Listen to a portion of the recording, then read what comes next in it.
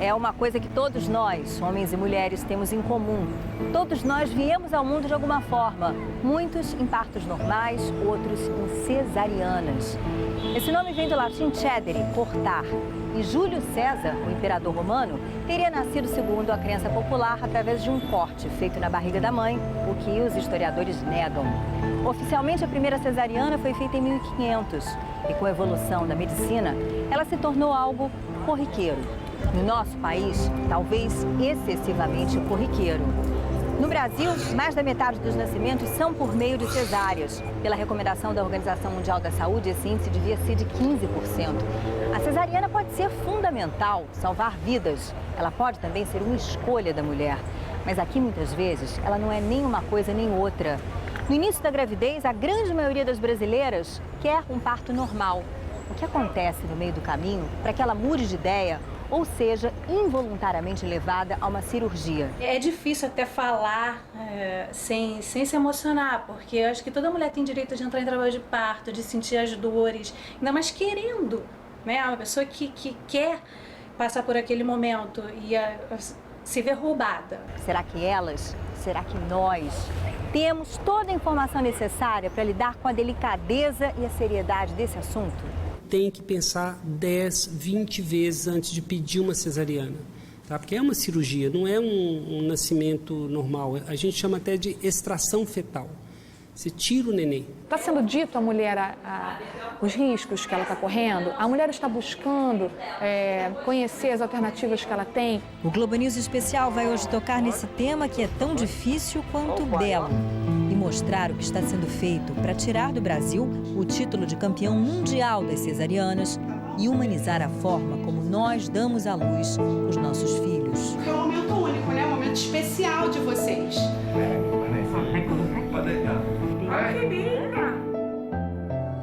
Sandra é mãe de Tainá, que agora é mãe de Esther. Depois de um longo e lindo processo, Tainá só tem fôlego para 2 palavras que resumem como ela se sente. Muito feliz.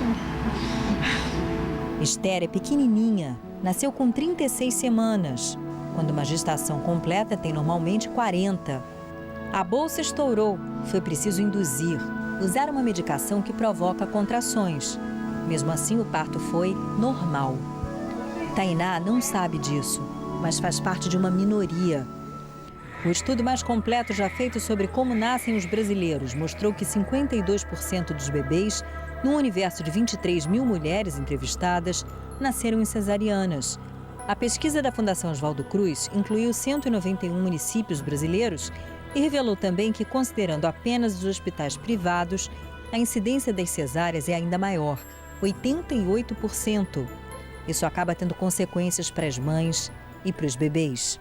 Por conta de uma intervenção, de uma cesariana, eles nascem sem condições de completar a sua vida intrauterina e o seu desenvolvimento.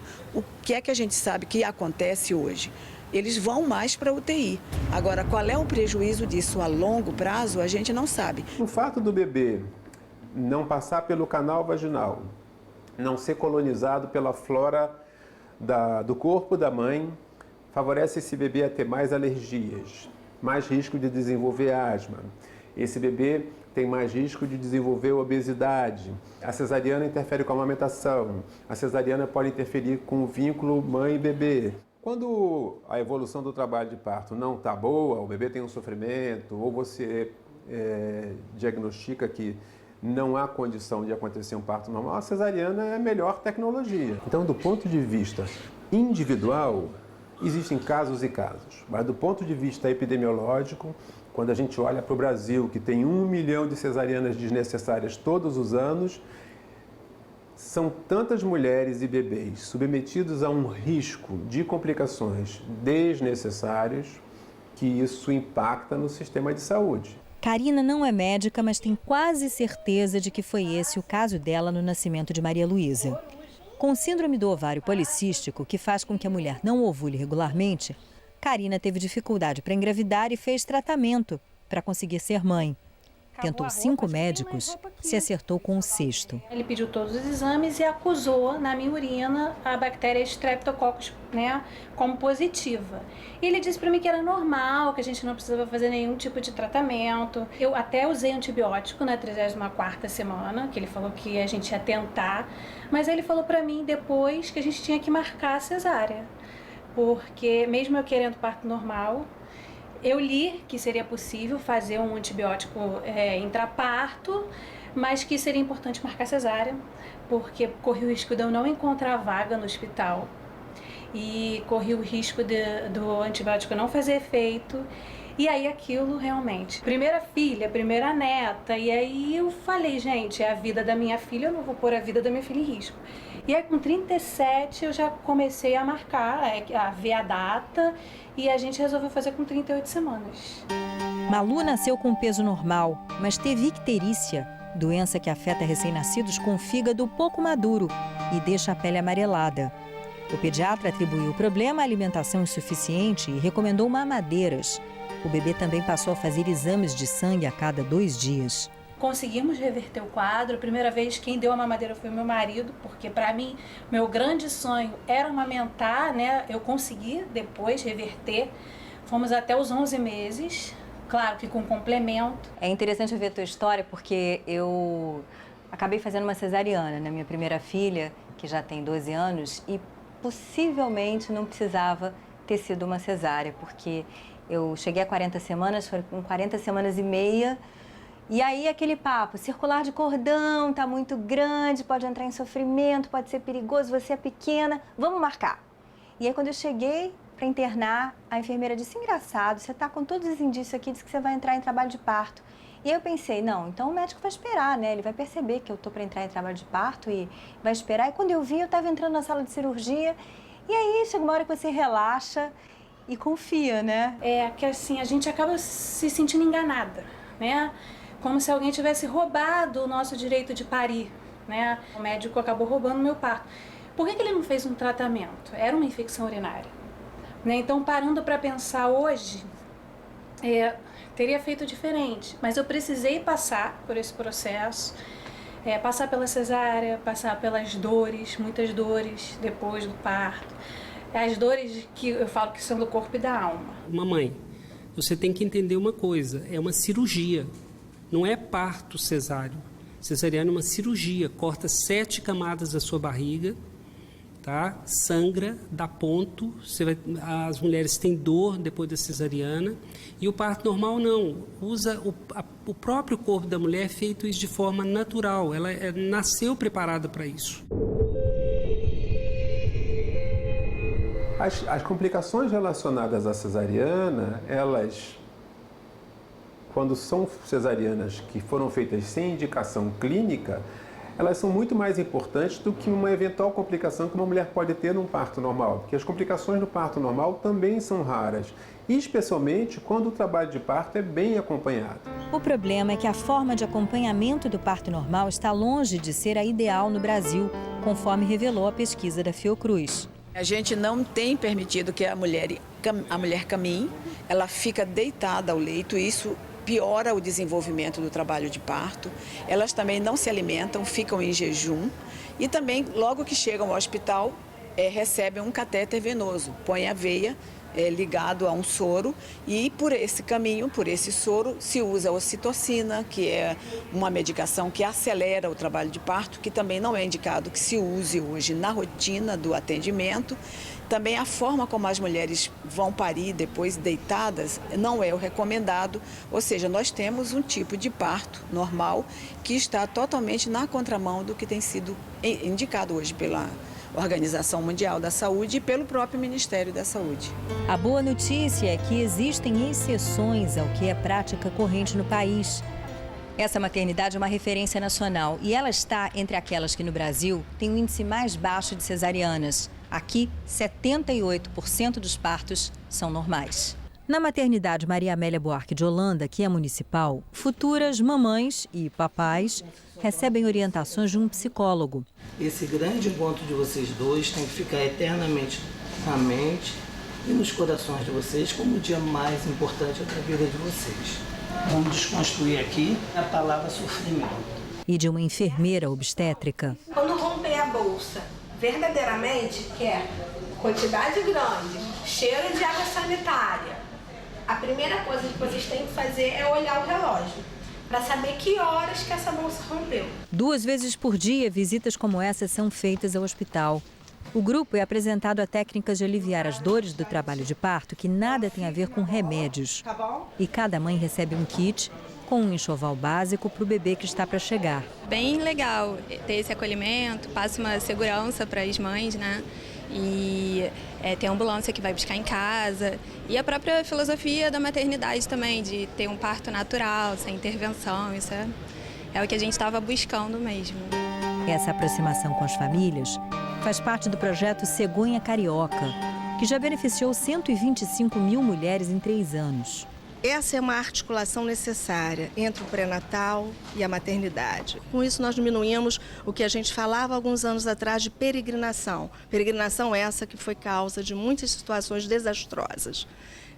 Em seguida, a gente implementa uma outra proposta que é, no momento do parto ou quando a mulher achar que está em trabalho de parto, ela liga para um número e esse número dispara uma ambulância que vai até a casa, seja onde for a casa dessa gestante, na cidade do Rio de Janeiro, e ela é avaliada, então, por uma enfermeira obstétrica, né? E essa avaliação faz com que ela tenha segurança do momento do parto ser aquele, e ela é encaminhada ou não, né, para a maternidade onde ela já havia visitado. Já aconteceu com você de pegar uma gestante e ter que fazer o parto na ambulância? Já aconteceu várias vezes.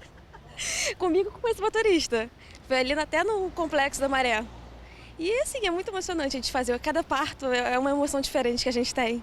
O projeto serviu de inspiração para a Rede Cegonha, uma iniciativa semelhante, só que em escala nacional, para facilitar o acesso das grávidas às maternidades, diminuir o número de cesarianas desnecessárias e valorizar o papel das enfermeiras. Já está provado que um parto de baixo risco, ele precisa da tecnologia leve, do apoio, da vigilância, né? Precisa de um profissional com essa habilidade. E essa profissional é a enfermeira obstétrica ou a obstetriz. Os médicos, como eu, que sou obstetra, precisam cuidar das pacientes mais graves, das pacientes com intercorrências, com problemas, que são também, precisam de um cuidado especial.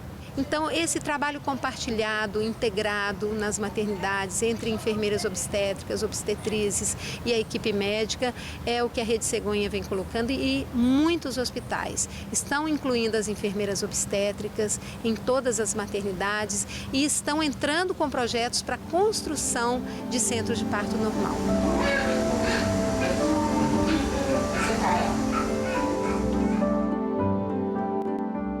As cabeças coroadas britânicas do sexo feminino têm em comum chapéus e parteiras.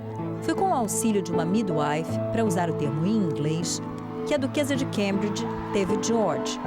E correndo tudo bem, será da mesma forma com o próximo bebê real. Pode ser surpreendente para nós aqui no Brasil, mas isso não é um capricho da aristocracia inglesa. The United Kingdom actually has a well-embedded midwifery structure. It's not just culture, it's a structure. Every woman has a midwife, and the government say every woman needs a midwife, some need a doctor too. We have far fewer doctors. But it's important that midwives can work with doctors if a woman has medical complications. So the working together is very, very important. E a atuação de Leslie Page e suas colegas parteiras não se resume ao momento do parto. We know from a number of studies from around the world that where midwives provide this continuity of care, which means a relationship between the woman and the midwife, that there are a number of benefits.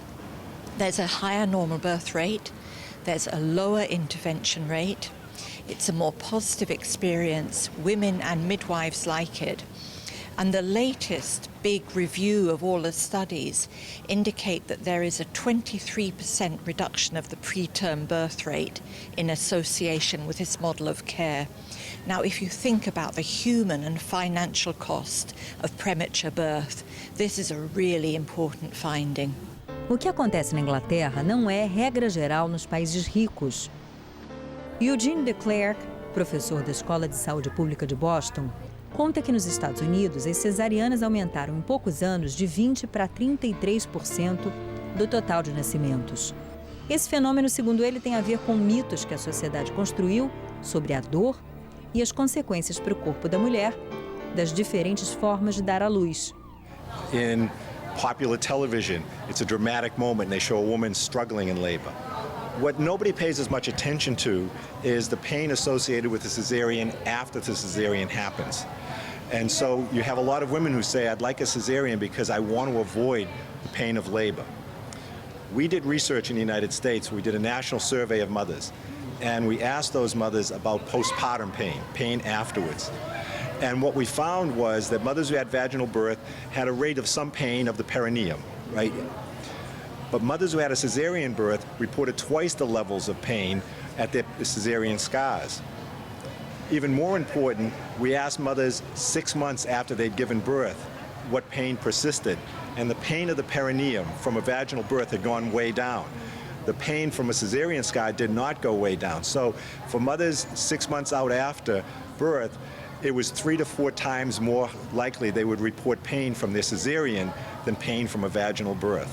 Existem mulheres que afirmam não ter sofrido com a cesariana. Eu tive a Juju de noite e no dia seguinte de manhã eu não esperei nem o médico chegar, já levantei para tomar banho. Eu não tive problema nenhum, assim, a única coisa que ele pediu foi que ela ficasse comigo no quarto para que eu não fizesse esse movimento de levantar e tudo, e pediu para que eu evitasse sair da cama para amamentar à noite, que eu amamentasse ali, mas não tive dor, não tive nada disso. E ela, nasceu saudável? Super saudável, nasceu com Apgar 910, nasceu com 50 centímetros e meio, 3 quilos 345, ela só nasceu dormindo, né? Foi uma coisa super diferente. Ela não chorava, porque estava dormindo, ela teve que ser acordada. Mas tirando isso, mamou rapidamente, fez um movimento de sucção, mamou até 1 ano e 2 meses. Foi exclusiva de leite materno até o 6º mês, super saudável. Não tive problema nenhum, nem com a minha gestação, nem com o parto e nem por pós-parto. Paola fez uma escolha. Não foi convencida pelo médico a optar pela cirurgia. Se você tem a condição, se você pode optar por isso, por não sentir dor, de ser acompanhada, de ter alguém ali, eu não vejo problema nenhum com isso. Essa indução é o que a Agência Nacional de Saúde Suplementar, a ANS, quer tentar evitar. Uma consulta pública sobre o tema acaba de ser feita e o próximo passo é a publicação de novas regras para os planos de saúde. Os convênios terão 6 meses para se adaptar. A partir daí, vão ter que distribuir carteirinhas de pré-natal às gestantes, de modo que elas, e não um médico, tenham a posse das informações preciosas sobre a evolução da gestação. Além disso, cada médico associado ao plano terá que informar a paciente quantos partos normais e cesáreas já fez, de modo que fique claro se ele é ou não um cesarianista. Outra exigência das operadoras de plano de saúde será um partograma. O médico terá que fornecer um documento com detalhes do trabalho de parto. Do contrário, não recebe pelo procedimento.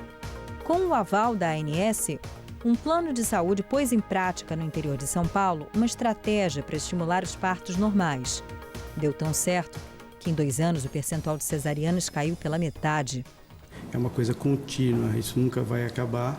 Mas hoje as resistências que nós temos por parte tanto dos médicos quanto das pacientes e familiares, é bom que se diga isso, é muito menor do que já foi.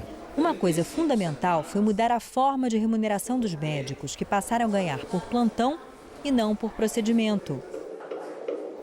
O modelo de atendimento às pacientes também mudou. O médico tem que ficar à disposição do parto normal, que pode acontecer em 2 horas, em 4, em 6, em 8. Isso era inviável e impensável, a pessoa fazendo consultório e, ao mesmo tempo, tocando um parto normal. Seria absolutamente impossível. Essas pacientes, no novo projeto, elas são encaminhadas para o nosso Centro de Medicina Preventiva. Tá? Lá elas são assistidas pela enfermagem, psicólogas, nutricionistas, educadores físicos, certo? Fazem o curso de gestante e vão sendo preparadas e sendo informadas desse novo modelo. Se a gente levar em consideração o parto, o ato do parto e cesariana, um parto custa 47% menos que uma cesariana, no nosso caso, tá certo? Custa 47% menos. Agora, toda essa formatação de processo, toda a formação de equipes, ela é mais cara. Agora, os ganhos indiretos, né, compensam, em parte, esse valor investido. Tínhamos 99% de cesariana e hoje nós temos, em média, 45% de partos normais, mas melhor. Mortalidade perinatal caiu bastante, ou seja, não só aumentou o número de partos normais, mas todos os indicadores melhoraram. Tá? A mortalidade materna não teve, até hoje não tivemos nenhuma mãe que faleceu por causa do parto ou da cesariana, e menos bebês faleceram e uma queda importante no número de bebês que precisaram usar UTI. Por quê? Porque hoje todas as mulheres entram em trabalho de parto. O parto hoje aqui é agendado pelo corpo da mãe e pelo bebê, e não mais pelo médico. Não apenas profissionais de saúde estão preocupados com o excesso de cesáreas no país. Grupos de mulheres das mais diferentes áreas e que têm como denominador comum a maternidade se reúnem em várias cidades brasileiras para defender o chamado parto humanizado. Há uma confusão de humanizar, que é o cesárea humanizado, enfim, vou botar uma musiquinha aqui, vamos operar. Não é, a questão não é essa. A questão é, isso que está sendo feito, está sendo dito à mulher os riscos que ela está correndo, a mulher está buscando conhecer as alternativas que ela tem, que podem ser, não ser a cesárea, ser um parto talvez induzido, talvez com algum outro recurso que fosse possível o bebê dela nascer. Isso está sendo colocado, ela está buscando. Isso que é a humanização, é você resgatar esse protagonismo, né? É você resgatar um conhecimento técnico que está perdido, está muito mais na ritualística do parto do que no parto em si. Entre os voluntários do ISTA também existem homens. Eu sou um pai ativista. Eu busco sempre, né, passar para as pessoas a experiência que eu tive e como isso foi assim, bom para a minha família e como isso foi bom para todo mundo que está em volta de mim, porque eu tenho convencido algumas pessoas também, né? A grande questão é que, assim, o que você pensa que é melhor para seu filho, entendeu? E para mim era isso, era ver meu neném comigo logo após o parto, sem nenhuma intervenção, sem nenhum corte, só um nascimento, um parto. Raquel, que está no meio da segunda gravidez, procurou o grupo porque desta vez quer um final feliz. A primeira gestação terminou de forma trágica.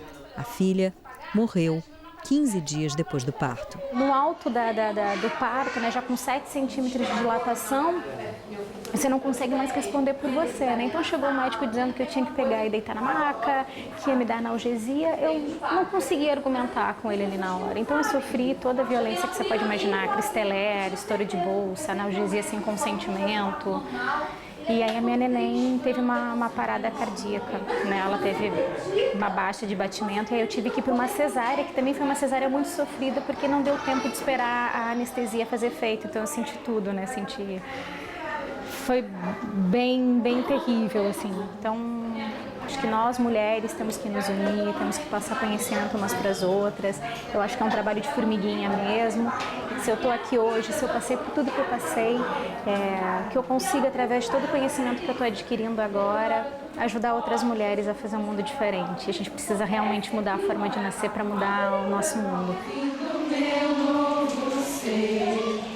Cercado de proteção, de tanto amor, tanta paz, dentro do meu coração.